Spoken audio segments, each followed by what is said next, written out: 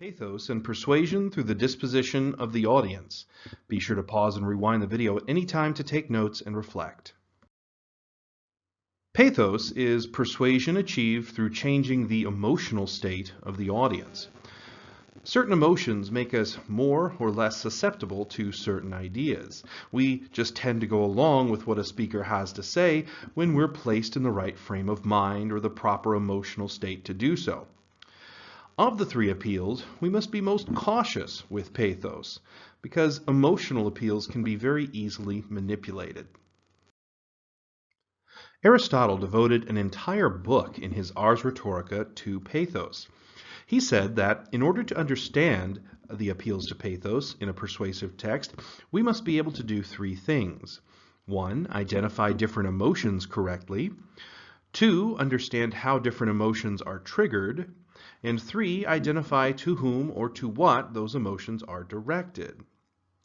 Understanding pathos is really all about being a good student of human behavior and psychology. Pathos is usually the appeal that students have the least trouble spotting in a text. However, they often have the most trouble talking about it. This is because when you analyze a pathos technique, you have to be able to do exactly what Aristotle says, otherwise your analysis is vague or wrong. You need to be able to name the emotion, explain what is triggering that emotion, and point out who or what that emotion is aiming at. Naming the emotion. You can't just say that the speaker appeals to the audience's emotions. There's so many different emotions that we're capable of experiencing. If you don't identify the specific emotion, your analysis will be vague. Explaining its trigger. You can't just say that a speaker is evoking an emotion by telling the audience something. You have to always pull out specific words and phrases that the speaker uses specifically to stir that emotion.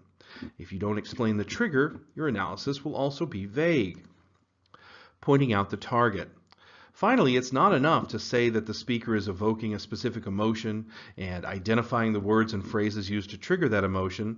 You have to explain who or what the speaker is trying to direct that emotion toward. A speaker isn't just trying to make the audience feel generally angry or generally jealous. The speaker is trying to make the audience feel angry at someone or something or jealous about something, and you have to point that out. Aristotle identified 14 different emotions that he thought were common in persuasive texts. Now, there are more emotions that we are capable of experiencing, but these were the 14 he thought were most useful for a persuasive speech. Anger, which he identified as feeling disrespected by one whose respect we desire. Calm, which he defined as the absence of anger. Enmity, which is like a step up from anger, it's actually wishing harm against someone else. Friendship, which is the opposite of anger, which is wishing fortune for someone else. Kindness, which is the desire to help someone in need of it. Its opposite, unkindness, which is just the absence of kindness. Fear, which is exactly what you think it is, and the anticipation of harm or danger coming to oneself. And then the opposite of fear, confidence, anticipating benefit or safety coming to oneself. Shame, which Aristotle defined as anguish caused by disgrace of oneself. And its absence, shamelessness, which is the absence of shame. Pity, which Aristotle defined as pain in seeing unwarranted harm befall someone else. And its opposite, indignation, which is pain in seeing unwarranted benefit befall someone who doesn't deserve it. Lastly, we have envy and emulation, which are kind of difficult to distinguish, but they're really two sides of the same sort of coin here. Envy is pain in seeing good fortune come to someone equally as deserving as ourselves, not because the envier wants what the other has, but because the other has it. Envy is a decidedly negative emotion. It's wishing that someone didn't have what they got. Emulation, on the other hand, is kind of a good form of the same emotion. It's pain in seeing good fortune come to someone equally as deserving as ourselves, not because the other has it, but because the envier wants it. It's a kind of good kind of pain, the kind of emotional pain that can drive us or motivate us. As I said before, these aren't the only emotions we're capable of experiencing. They're just the ones that Aristotle thought most commonly used in persuasive speaking. I think we could add a few more to that list, starting with pride. Pride is probably what Aristotle would just call confidence, but I think it's specific enough that it could be considered its own emotion. I think sympathy is another big one. Aristotle might have lumped this in with pity, but I think sympathy again is its own special emotion that is really common in persuasive speaking and writing. Nostalgia. This is one he doesn't really cover at all, but nostalgia, good feelings about times long gone, and the desire to want to reclaim the times and the experiences of the past. I think that's a really powerful emotion that speakers utilize. But also simple things like joy and sadness he doesn't really cover. And while these aren't used a lot in persuasive speaking because, well, think about it, there's not really much occasion to want to cause the audience to feel something like sadness, it's still definitely out there and something we should look out for. Let's think back to Fred Rogers' testimony and the pathos appeals there. What are some emotions that Rogers attempts to stir in the minds of his audience, those senators in attendance? Well, I think he tries to stir a certain friendliness and kindness toward himself. I think he tries to stir confidence and pride in themselves, in the minds of the senators towards themselves. And at the same time, there's a sort of threat of shame toward themselves and society at large. And he does this a few different ways. He evokes friendliness and kindness by thanking them for listening and being polite and humble throughout. He evokes that confidence and pride in themselves by mentioning that the senators, care just as much as he does about what children are seeing on TV and how they develop. But also there's kind of a threat of shame that runs throughout this whole thing, especially when he points out how much children are exposed to violence on TV. Now, while the senators can't directly control that, they do have a responsibility to society at large and protect the most vulnerable members of society, which again are children. And so to some degree, there is a feeling of guilt that goes along with perhaps a perceived failing at allowing children to consume that much violence on television. Once again, just like with the ethos and logos appeals that we studied, the pathos appeals are strategic. They're all a direct result of the rhetorical constraints that Fred Rogers was facing. Because he was at a Senate financial hearing and he was asking for money and they did not want to give him money, he needed to stir friendliness toward himself. He needed them to be his friend, basically, so that they would be more inclined to give him money. And that's also why he tried to instill confidence and pride in them by flattering them for doing such a good job and caring about children as much as he does. And again, it all comes back to trying to make them feel a certain kindness, to want to help him. Also, because cutting off his funding would drive children to less wholesome forms of programming, like the violent TV shows he mentioned, he also was very careful to keep that threat of shame, around every corner, to make sure that they knew that if they didn't give him what he wanted, then they wouldn't be doing their jobs.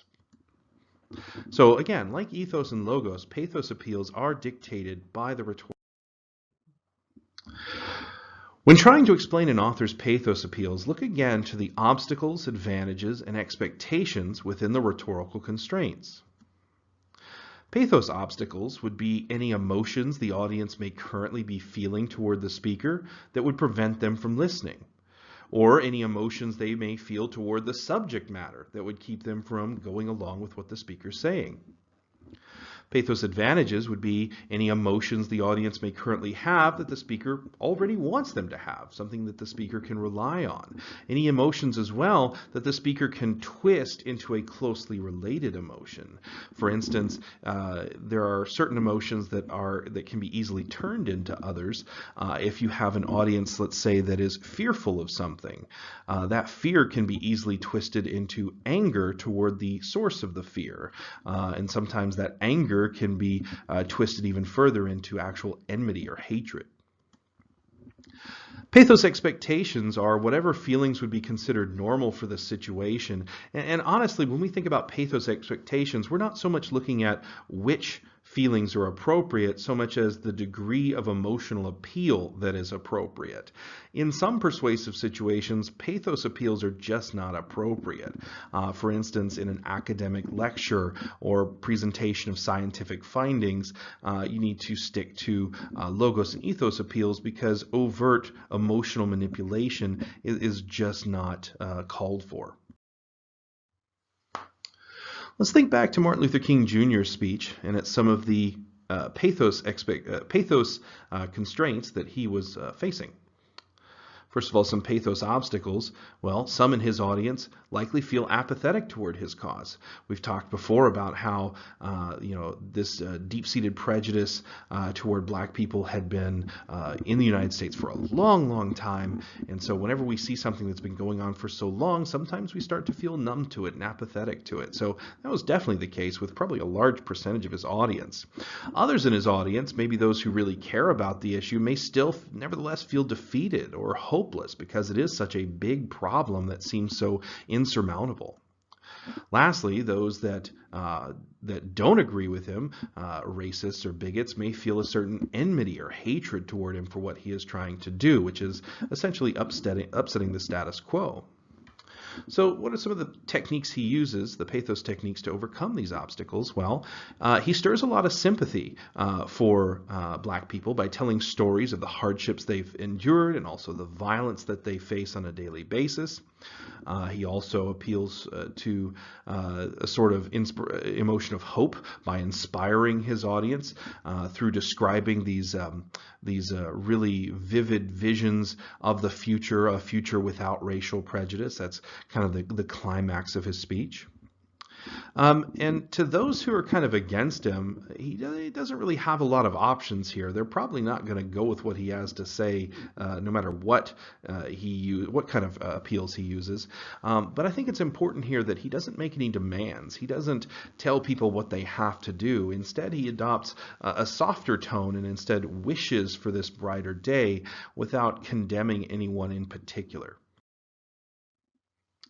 Some of the pathos advantages he was facing here is that his cause is a naturally deeply sympathetic one, and the fact that confidence is an emotion that can be easily turned into hope. So if he can get one, he can get the other. Some of the techniques he uses here, he relies on his audience's natural sense of justice and empathy to evoke sympathy for these oppressed black people. And also, just in his speech, he builds a lot of confidence in the first half, and then in the end, he twists that confidence to inspire hope, which those are two closely related emotions, and so one kind of builds on the other. Finally, pathos expectations here. This is a speech at a rally, after all, so pathos appeals are highly appropriate. He isn't presenting a paper or debating a topic where emotional appeals are frowned upon. So he does exactly what the situation calls for. It's a rally, so he boosts the spirits of those in attendance and those watching in the broadcast. The pathos appeals here are highly appropriate for the situation. Appeals to pathos are very common, especially when the situation calls for moving the hearts of the audience as well as the minds. Without it, an audience simply may not care enough to listen to what the speaker has to say. But beware persuasion that features pathos without logos. Demagogues throughout history have relied on people's predictable emotional triggers to control them, and their persuasive speaking and writing lacks logical arguments because they don't have any logical arguments. They're instead just relying on emotional manipulation. This is exactly what got Donald Trump elected President of the United States. That's the end of this video. Go ahead and move on to complete the corresponding assignment.